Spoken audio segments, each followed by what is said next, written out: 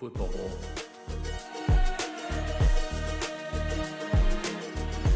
Football. Football.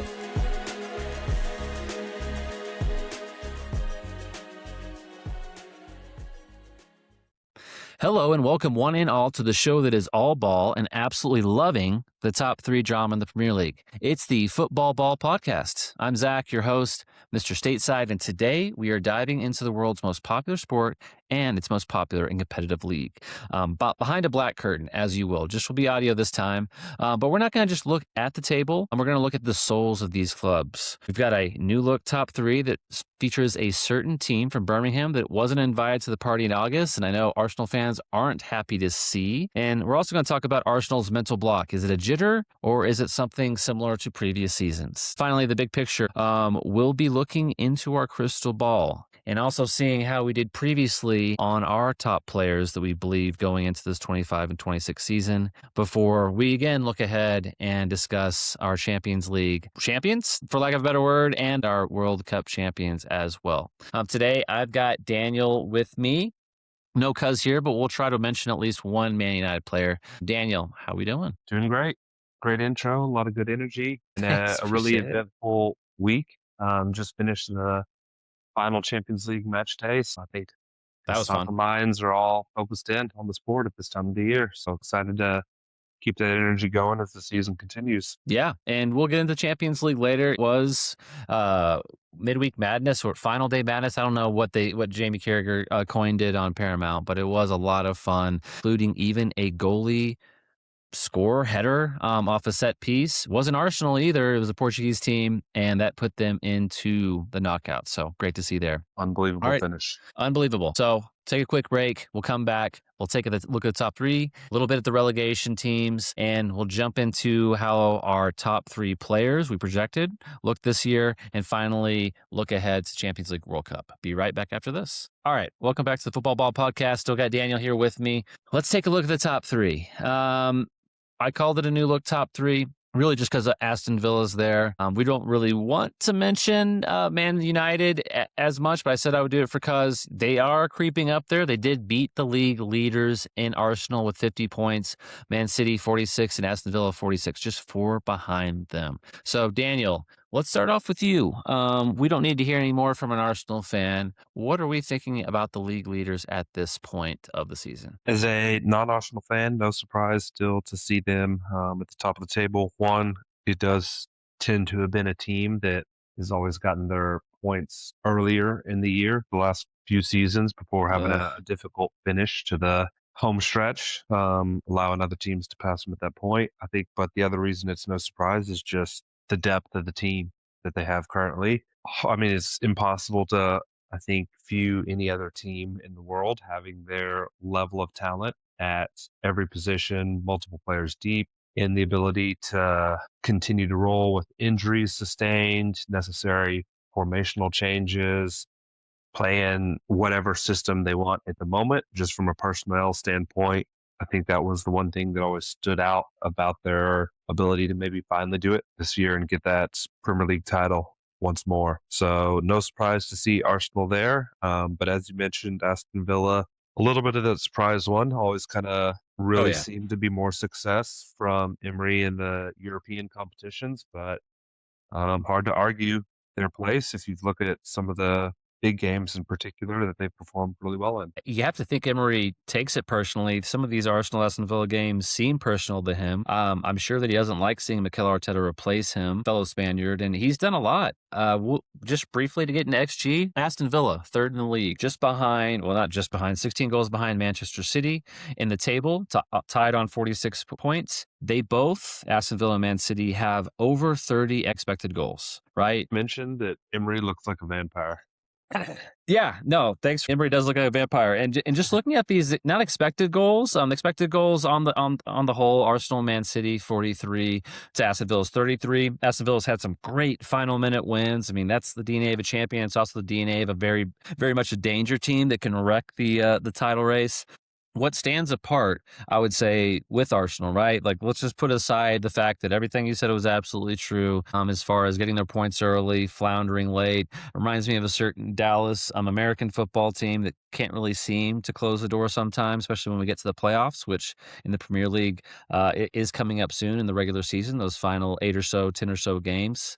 But Arsenal, if we're going to give them credit, and they're tough to watch. We talked about it offline. They can be tough to watch. They're not the beautiful, flowing Arsenal teams of past always, right? They have their games normally when they play Tottenham or in the Champions League.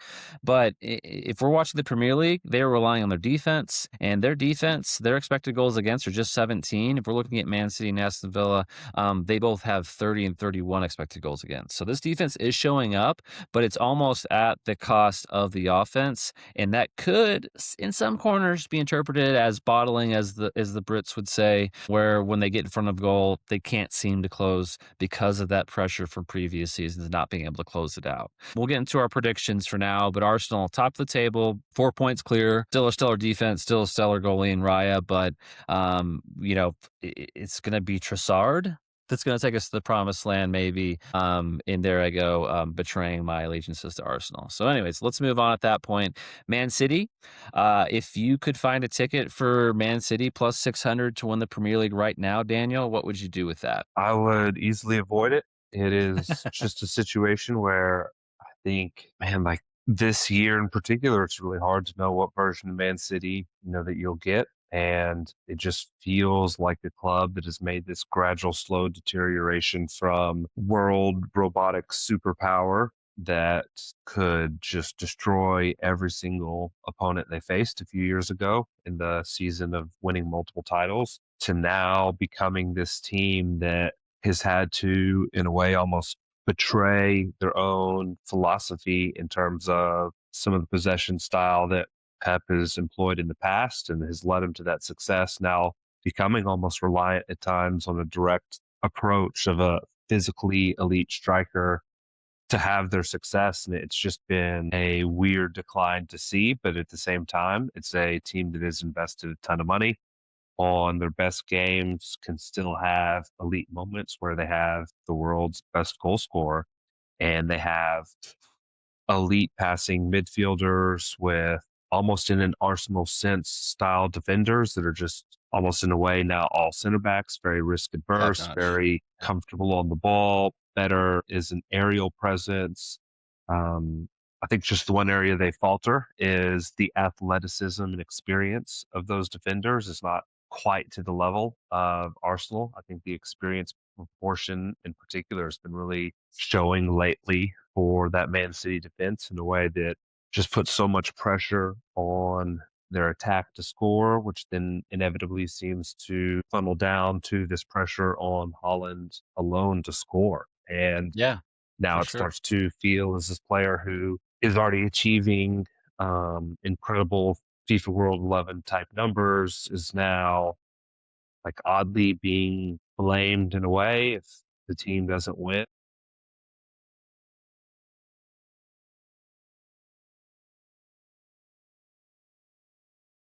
Yeah, and I think no, definitely not. And this is something where I think you've nailed it. They're missing some of that experience. Some of it, yeah, they lost probably one of the greatest midfielders of his era, Kevin De Bruyne, right?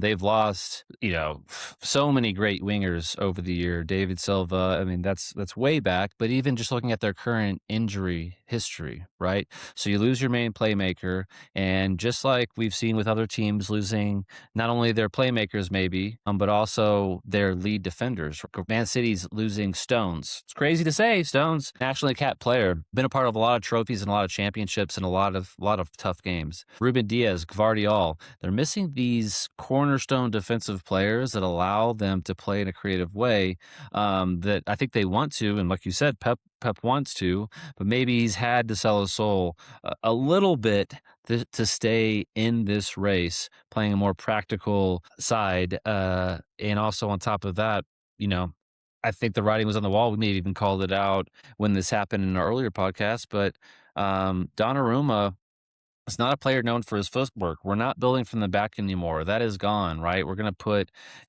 athletic, young defensive players, hope they can hold up, and then, bomb the ball over to Holland. And it may just work. If any of these defensive players come back, and we've already talked about Arsenal getting tighter and tighter and tighter as the season goes on, Man City, you could definitely see them getting probably in a in almost like an American football way, having a coach like Kyle Shanahan willing his team far into the playoffs, even though through all these injuries and through all these, these missteps and electrical currents, that's a joke. But he's able to get a high win record even with diminished personnel because of what he believes, the template of his beliefs in sports. So not counting them out, great points. And we'll see. I know Arsenal fans and Aston Villa fans are hoping they can't do it again.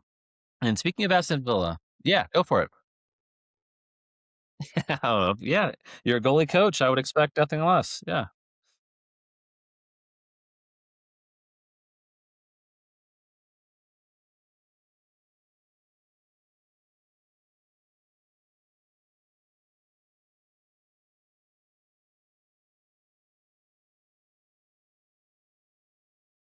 Matt Hart?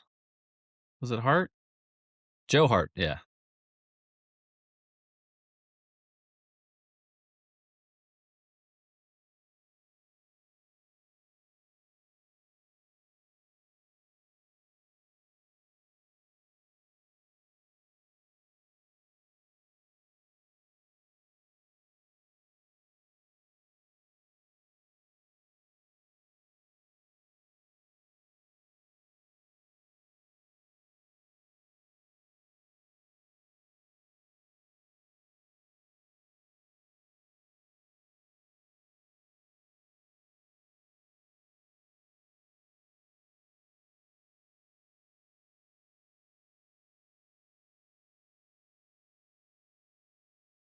Proven champion.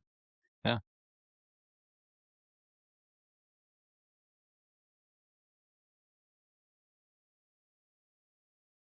Yeah. Great points. Great points. Thanks for bringing it back to Joe Hart. Obviously, I hadn't thought about him in a while because I didn't know his name.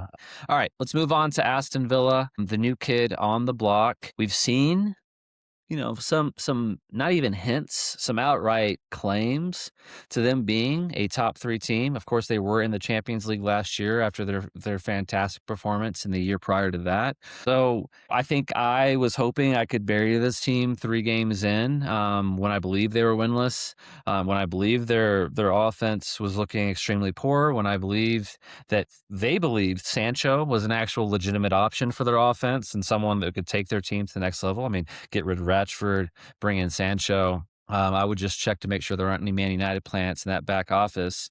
But Aston Villa has proven that they are a team that is gutsy, that resembles the spirit of their coach, that like a vampire will try to suck you dry and steal those points, whether it's 1 or 3 from you at the end of games. And they find themselves tied with Manchester City, 4 behind Arsenal, who Arsenal is probably happy they've played Aston Villa 1-1, lost one, and moving on with that. Um, I would say this is a team that I am probably most worried about outside of some other traditional competitors. I don't know about Man United. I don't know about Chelsea. I could still see Liverpool if somehow the wheels fall off these 3 teams sneaking back into the conversation. Um, and of course, we talked about Man City, but Aston Villa has some firepower. They've got some grit. I think they have maybe a less condensed schedule. And I don't know, Daniel, what do you think? This team has been really impressive this year and fun to watch.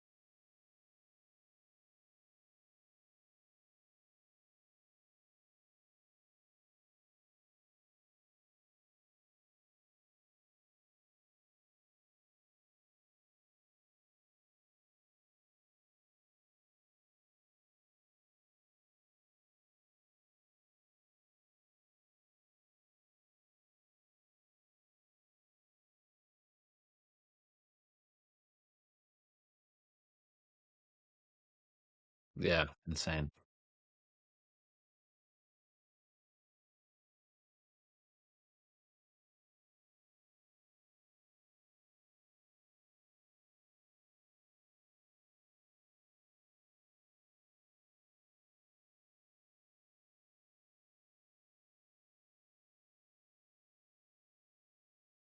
Yeah.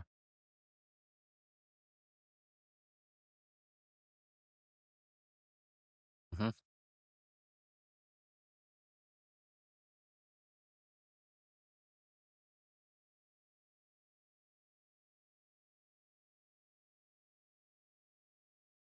Yeah.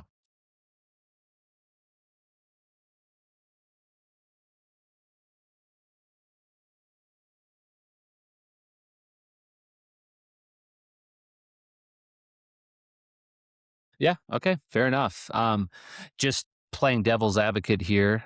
They don't really face like a heavy competition until March. So they do have a run up where if they have this chip on their shoulder and this nobody believes in us mentality, and they put another string of wins together, I could see them being in a situation where they beat Brentford and they're perfect through February, and they could be realistically at the top of the table and then have to deal with their own bottle problems. But ultimately, I think that was prescient saying it's a thin team.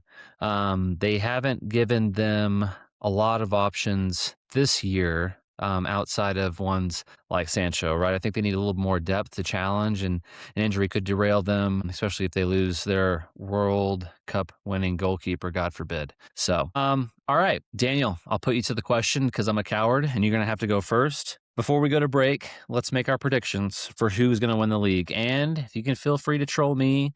You can feel free to troll Lyndon, who's not here, because I know that would make me laugh. But what do you think? Who's going to come away with the Premier League title?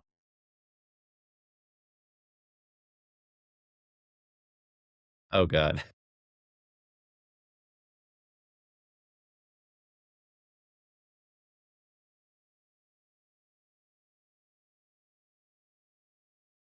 Okay.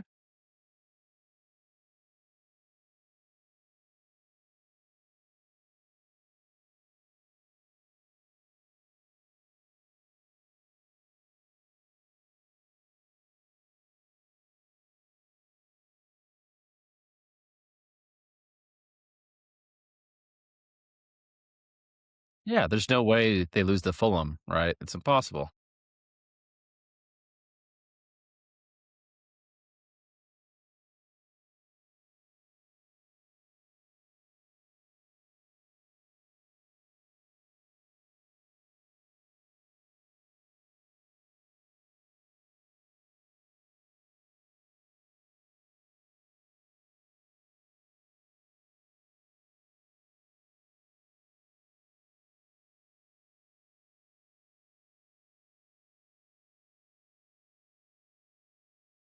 All right.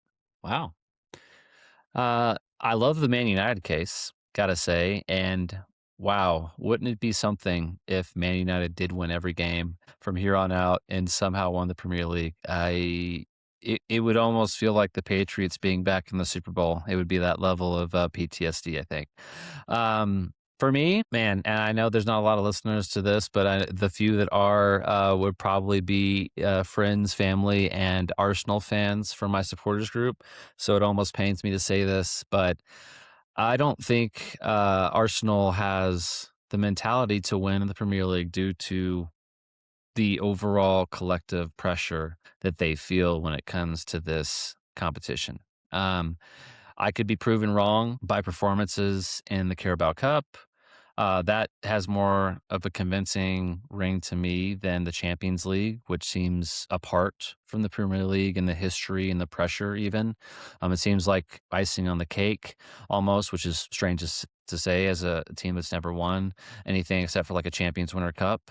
Back before there was even a European Cup or a Champions League. I hate to say it, but to me, this team has been moving backward for a while. The defense has been bailing it out, and especially the goalkeeping. So it's disgusting, but I don't.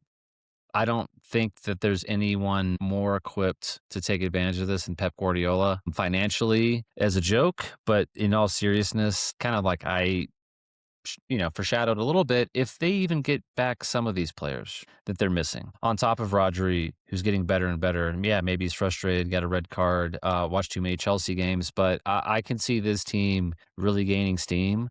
I am scared to death of Erling Haaland and what he could do in a Man U game, right? Which he looks horrible, but much less an Arsenal game where I could see him doing a lotus pose in a corner after scoring a hat trick in 5 minutes. So my pick is Man City. It is painful. I think Arsenal does get a trophy this year, but I don't think they get the Premier League title because they've relied on Owen goal in defense, and it's tough. It's tough to even say. So on that sad note,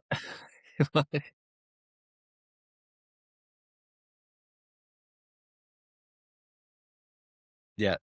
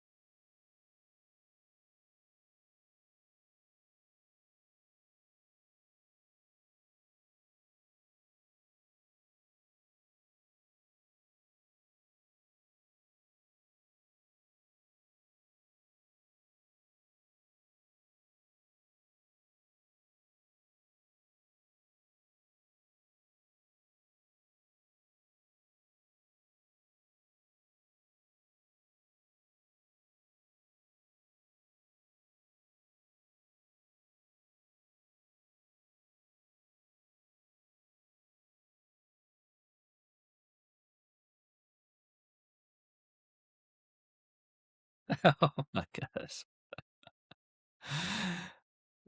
Yeah, I guess. I guess. I don't think so, but yeah.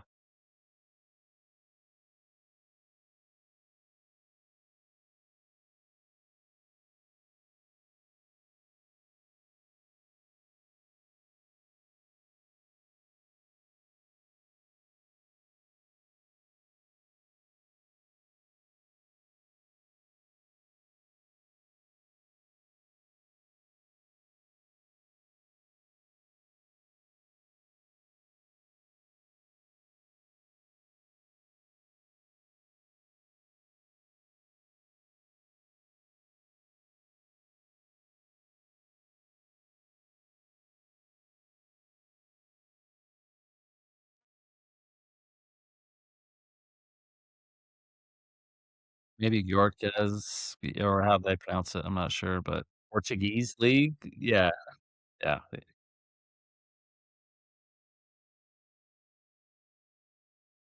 And Man City. Did he?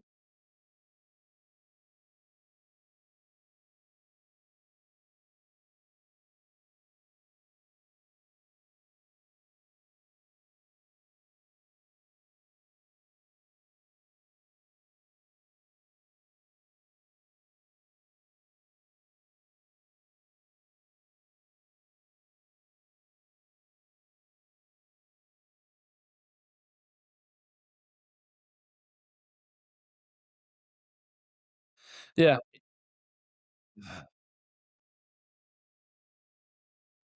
Oh, yeah.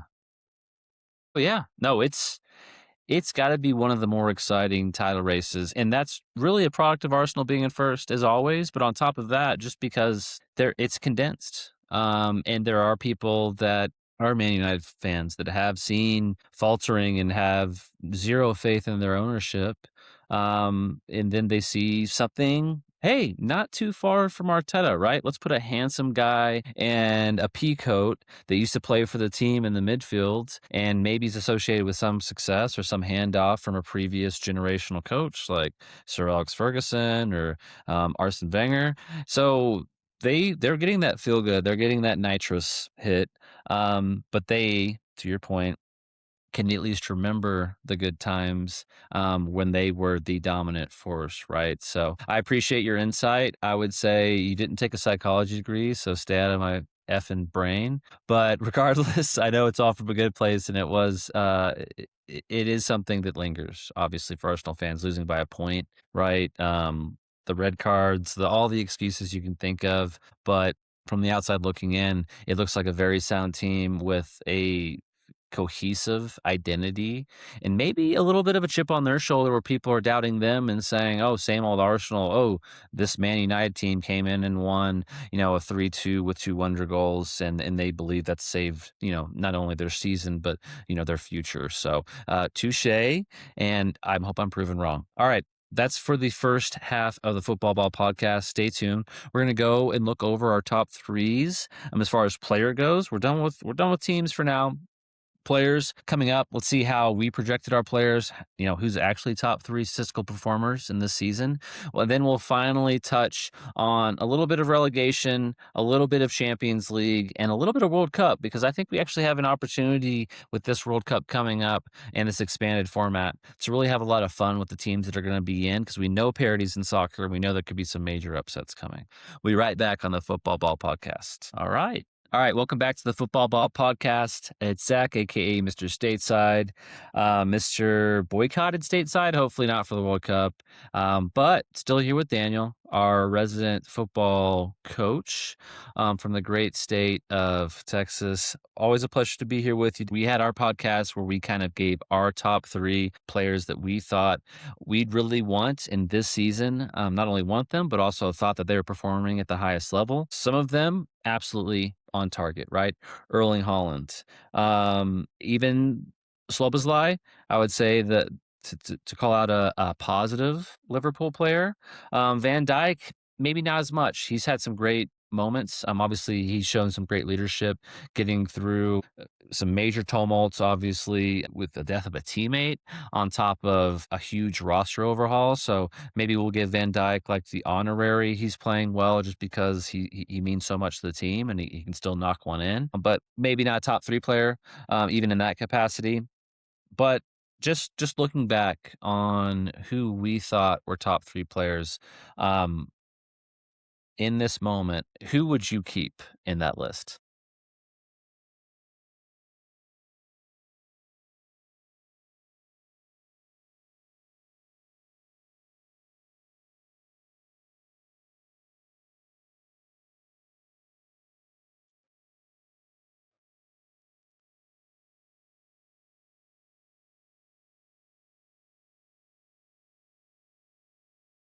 Yep.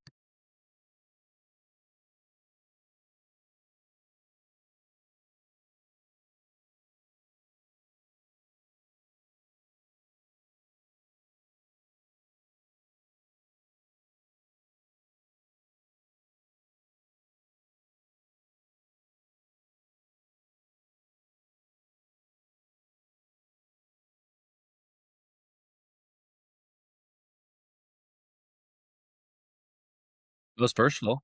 Yeah.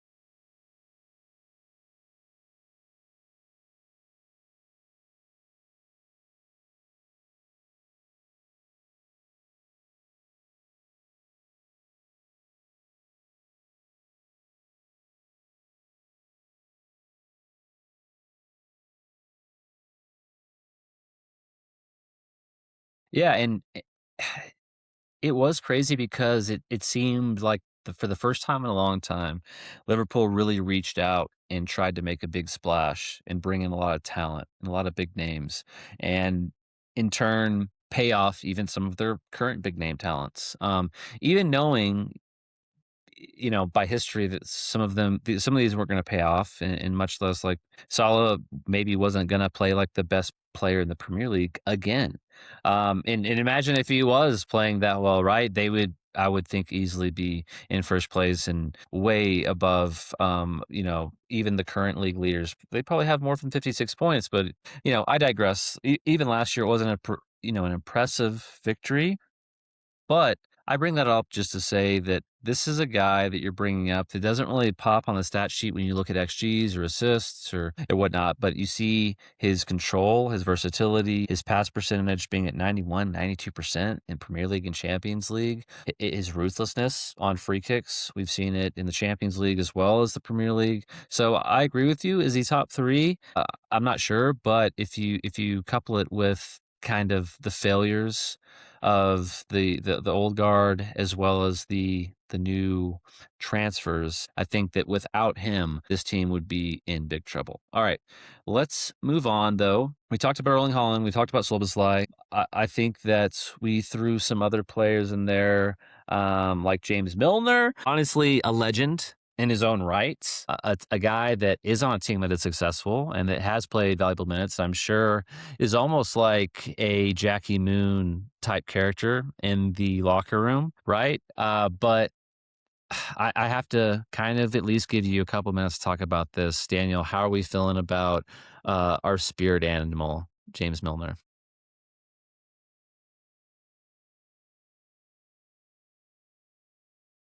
Check in. Wait, you weren't watching it every minute, all the minutes?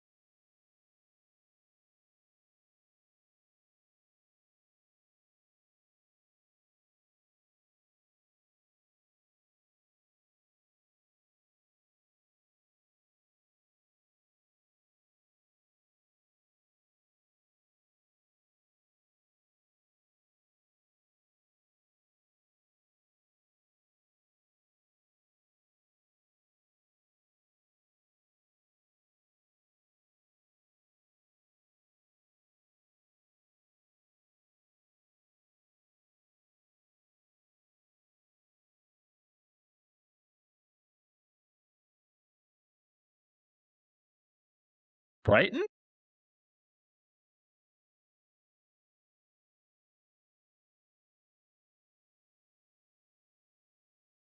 looks great in the kit still. He's doing great.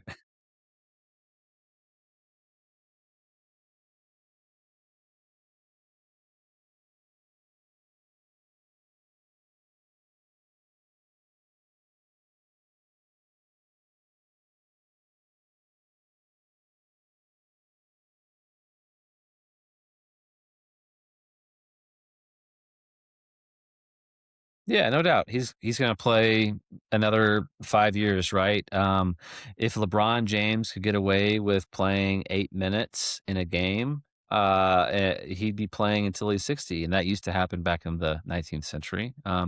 Maybe we'll see some of that kind of sportsmanship from James Milner. Love to see it. There's always a record to be broken. Yeah. Yeah, yeah. Would they respect the veteran minimum for him? I think so. Just out of like pure, biography. So, all right. Um, let's talk about another one that kind of goes under the radar here, that I would like to add into the top three. I talked about him some in my early pods as far as the season goes. We both, I know that Daniel and I both respect Brentford. It's an admirable club in a lot of ways. They've overperformed for a long time, and they have a man, Igor Thiago, a Brazilian. They're everywhere. I don't want to use the term dime a dozen, but I feel like Brazil is having a moment right before the World Cup's coming up. It's going to be a huge decision for their leadership over there? Are they going to take the old guard, the players that may be flaming out on Real Madrid, or maybe find a new fire, still play the top level? Or are they going to take some of the lesser known Brazilians that have really, I think they really just are having a possibility to getting to that Neymar level of popularity. There's just something about Brazilian players, right? Gabby Jesus, I'll call him up every time. But I digress. I don't want to get too far into the Brazilian folklore here, because Gabby, I don't also want to jinx him. Keep on scoring, buddy. Jesus for life. But Igor Thiago, all right, that was kind of a long segue to get to this guy who is absolutely tearing up the Premier League. He's had 16 goals on 13 XG. He's had 1 assist, which honestly is even more impressive. I'm not upset. You take all of those goals, and I think that this is a reason that Brentford has been overperforming, a reason that Brentford has a lot of scare potential. I think Brentford even bought another Brazilian recently on the transfer portal as well. So it's never a bad idea to have a system based around Brazilians too. I guess is what I'm getting at as well. Arsenal's tastes a little bit of that. Chelsea's going underneath that in their own way, maybe having an Argentinian too many. But I would like to put Igor Thiago into the top three. If nothing else, goals always make money, bar none. So I don't know your thoughts on that. You don't have to have any, but I'll open up the floor to you, Daniel.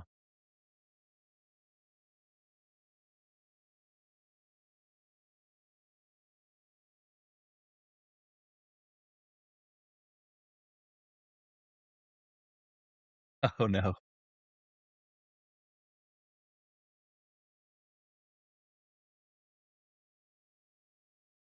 Oh, total 90.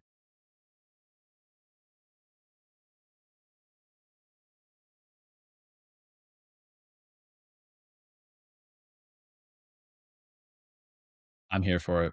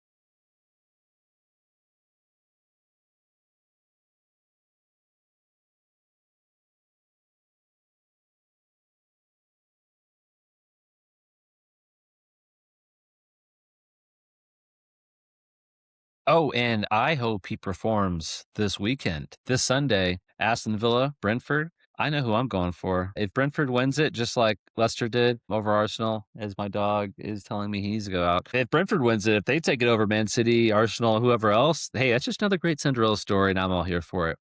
All right, I'm going to open up the floor to you. In the honor of Linden, I would say Man United has had a few standout players, especially on offense. Mbuemo, Cunha, we've seen that even in the last game with two absolutely fantastically played goals. But you can choose Man United. You can choose another team. Is there any other player that you want to call out that you think deserves to be in the top three? A player that you would take, bar none, right? Your third pick in the fantasy football English version draft, and Holland's taken, right? Thiago, up and comer, taken. Maybe you have that pick. Who would you take?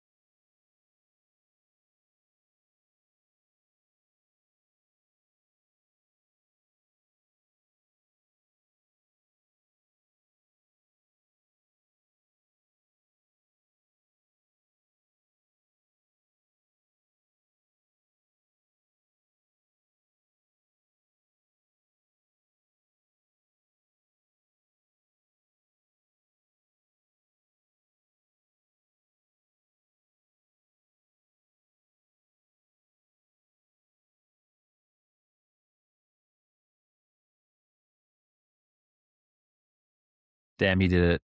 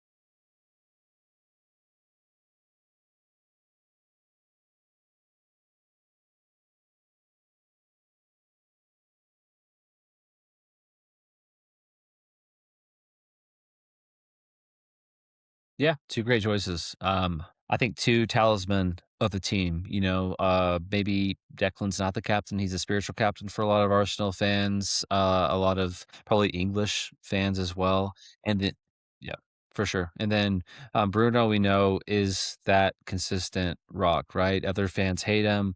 Man United fans love him because he brings in assists, he brings in calm, cool, and collected and very precise passing and finishing, on top of just absolute passion and love for Man United. So I think those are two great choices. Of course, I didn't mention either one of them, right? And I think that if Declan Rice was the playmaker of Bruno Fernandez, things would be looking very good in North London, not only for him, but also for Saka and Trossard and Madueke and maybe even Nwarni, right? Arsenal could definitely use some playmakers and some like at the cost of maybe the defensive prowess, maybe they would look into opening up more opportunities and being more subjective to the counterattack. So, which it turns out Man United could be too. So, two great calls there. Um, Okay, I know that we're kind of running long on time. Real quick though, I know that you can predict who I would say just because this is your wheelhouse, I'll bring it up. Who I would say would be my keeper that I would go with. It's the keeper of the year so far. It's David Raya. David Raya, like he is, I think at this point, 11 clean sheets. He's leading the Gold Glove, and this would be the third year in a row. But there's some great ones. I don't want to name any Tottenham ones. I don't want to name any Aston Villa ones. Man United, they've got someone there. There's been known to be some good Belgian goalkeepers throughout the years. Uh, do you have a goalkeeper that you wanted to call out real quick and talk about?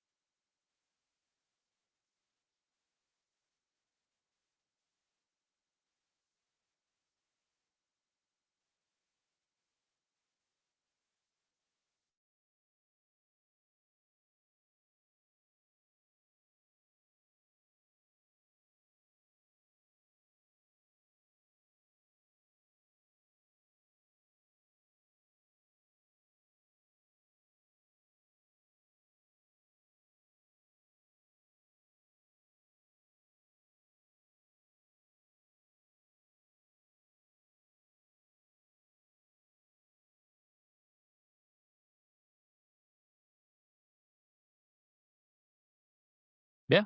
Hey, well said. Won't argue with you on that. I think that it's taken some worldies to beat him.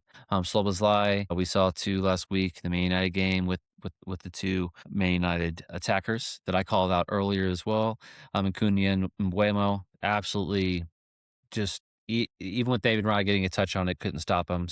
That's going to happen though, right? If we were playing FIFA and we had David Raya and we went to edit player, maybe we would give him another 2 inches, 3 inches, and even just. Hate to call it out, but Donnarumma, he won a Champions League. Almost had an undefeated season on his own in the French league. An absolute shot stopper and set piece team nightmare, as I'll call out. I would say that he's still up there. I know that sometimes he jumps over balls that go under his legs. That happens sometimes when you're a giant, but he's doing well. And I think David Raya, if he can pull it off, he'd be in the same category of player because the Italian national team, making World Cup aside, they can still pull off a Euro every once in a while. All right. Speaking of international, let's wrap this up with our final segment coming up. Okay. All right. Welcome back to the Football Ball Podcast. Zack and Daniel here, wrapping it up with some predictions. We'll start off with some relegation talk. We've got Wolves firmly in the basement. Burnley fighting at 15 points. That's 10 above Wolves. West Ham, 5 above them at 20. That's the bottom three right now. Just above them, we have Forest at 25, Leeds at 26, and Tottenham and Crystal Palace at 28. I'm going to say that Tottenham's going to pull this out. They're a top four team in Europe, apparently. So I think that's going to bear out eventually. And I do like their coach, Thomas Frank, specifically because he drinks out of Arsenal cups. So if I had to call out a relegation team, I would say, man, it's tough, right? I want to say Tottenham, which even blows up my own premise, but I'm going to go Pat. And I know it's cowardly. West Ham has Bowen. That's it. I don't trust that. I know it's sad. In Burnley, too, I would love to see them stay up. Wolves, it's a lost cause. Unfortunately, like Timu, wouldn't order from them, wouldn't buy anything from that squad specifically. So if I have to call it out, I think Forest is Dyke balling it up. I love watching Leeds United. And like I said, Tottenham's a top four team in Europe. So I'm going to go with West Ham, Burnley, Wolves going down. Daniel, what do you think? Any team outside of that you could see getting relegated?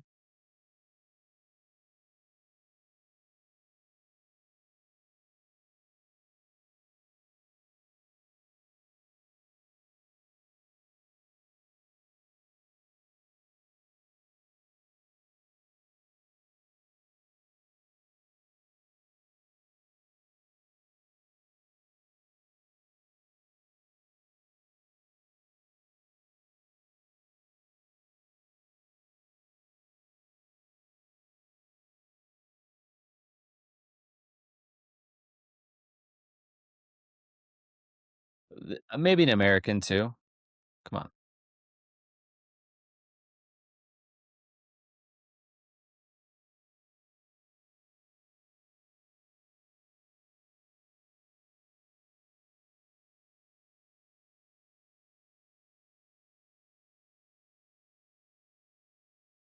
you like it?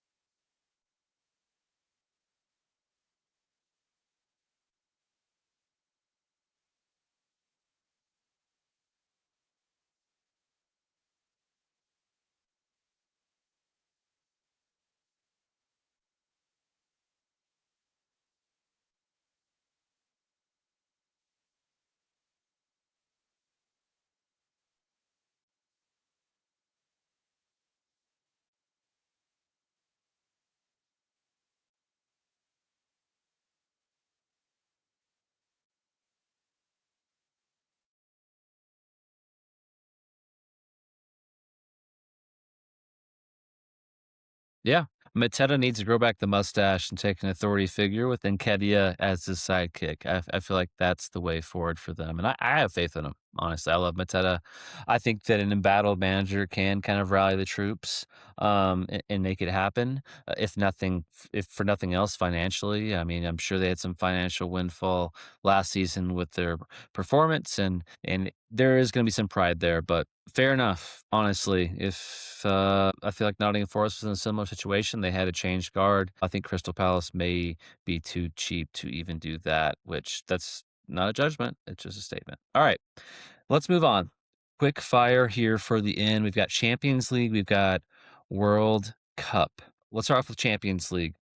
In the knockout phase, if we were going to rank the top four according to the league phase, it would be Arsenal 1, Bayern 2, Liverpool 3, Tottenham 4. So three teams in the Premier League in the top four in the European Championship League. That's also with Chelsea being not too far away. So if we had to choose a winner, you could probably safely say, if you were a betting person, with even Man City being eighth, that it would be an English team, right? I don't want to put you on the spot just yet, Daniel. So I'll go here for my Champions League winner. I do believe that this is going to be an English team.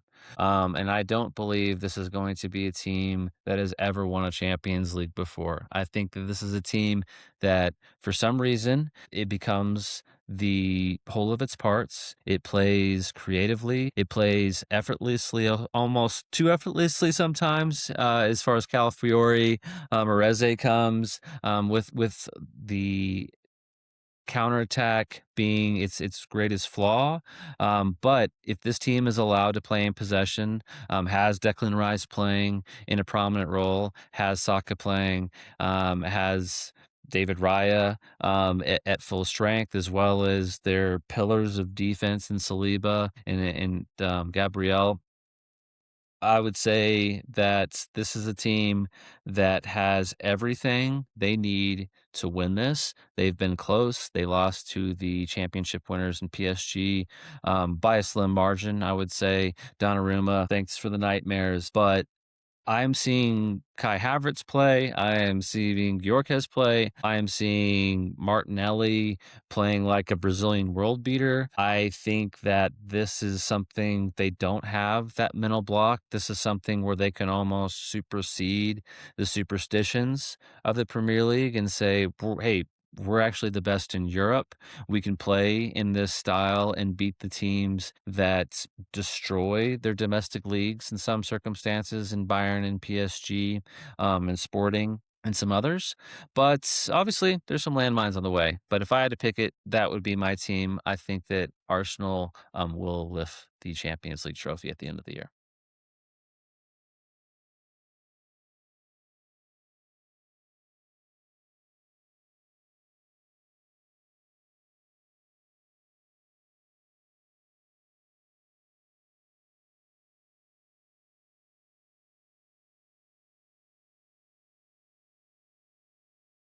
Well, if you played Stoke on a rainy night, I mean, I don't know. It's different. It's a knockout tournament, so that's that's my rebuttal.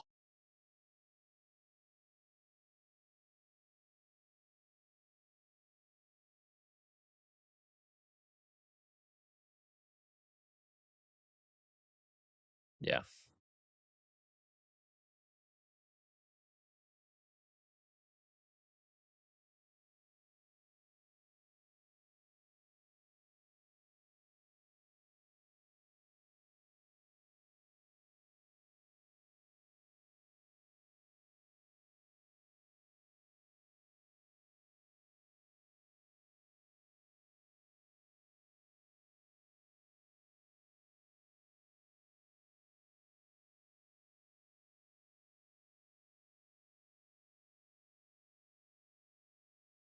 They're in a weird spot.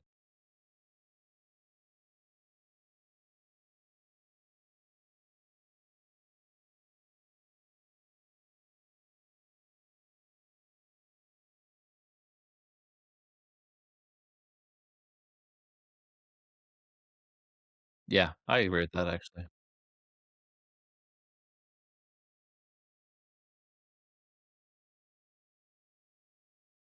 Club World Cup, yeah.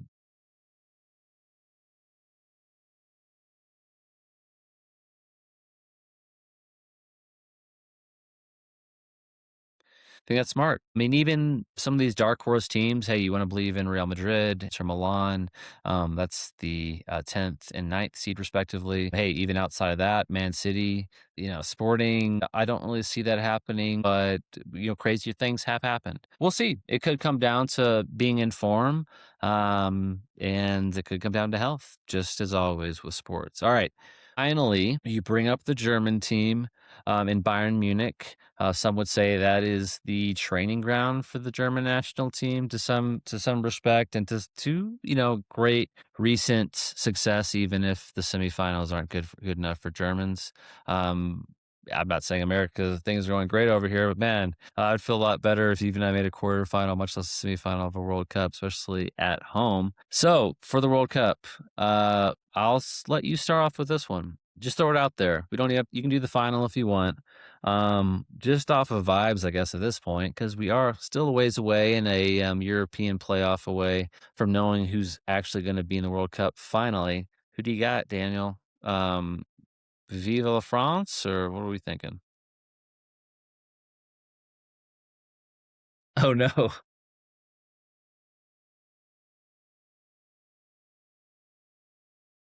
love it.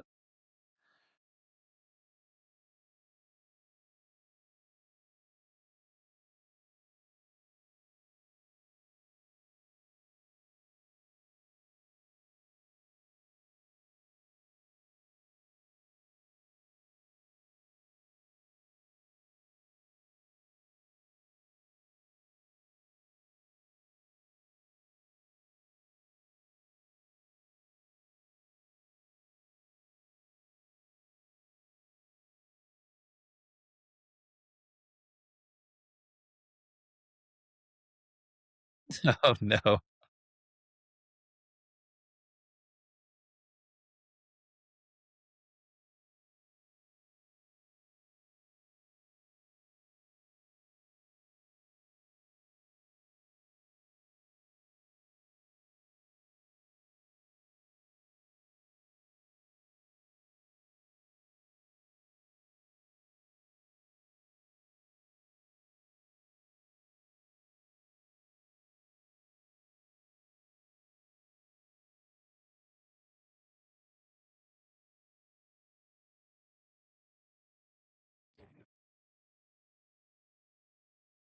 Hey, fair enough. I just like that even in your hypothetical where the world boycotted the World Cup, Mexico did not make the final. So props to you. Really appreciate that.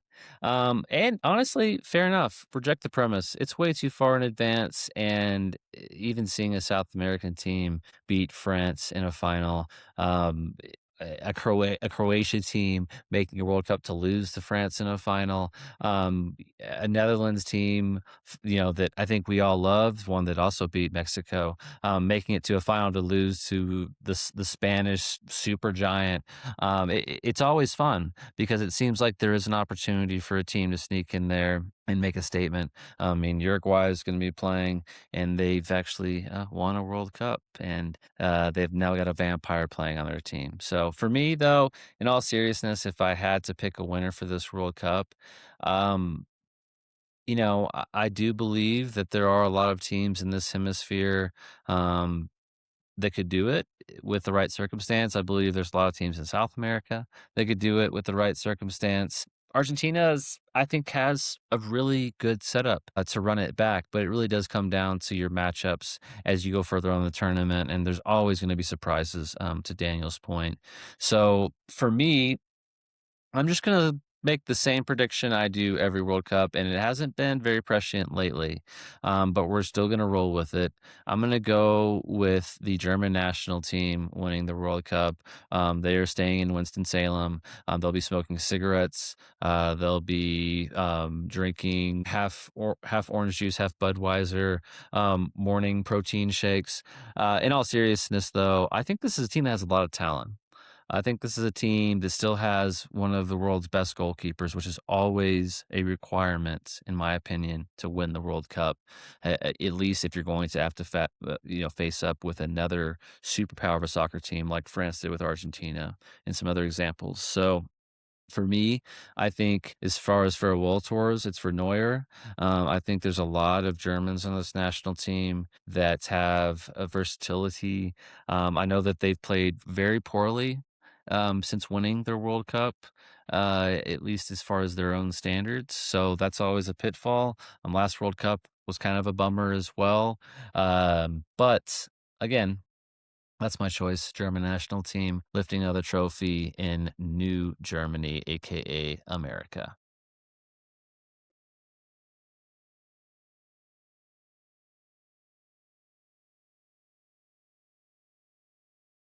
Yeah, I love that. All right, Daniel. Hey, well, thanks for joining the Football Ball podcast. You're a trusted member of the Football Ball squad, and it's been fun over the last hour. Okay, that'll do it here for the Football Ball podcast. Thanks for tuning in. You can check us out. This one's audio only. If you've made it this far, God bless you. You wouldn't want to watch this whole time, but we're happy to have you. It's been an absolute blast. We can't wait to see how the season ends. I hope, Daniel, you're right, and this is just all psychosis. It's just ready to break, like the end of Shutter Island when I decide, wow, it really was a lie, and I'm not sure if I'm comfortable with this reality. Uh, Toodles, Daniel. Have a good one. Later.